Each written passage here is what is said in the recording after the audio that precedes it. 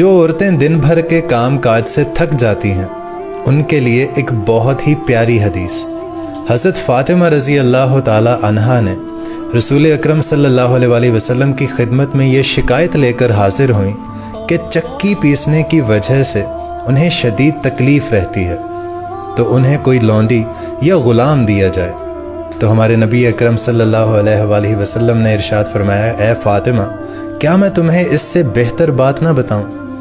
تو حضرت فاطمہ نے کہا، یا رسول اللہ فرمائیے۔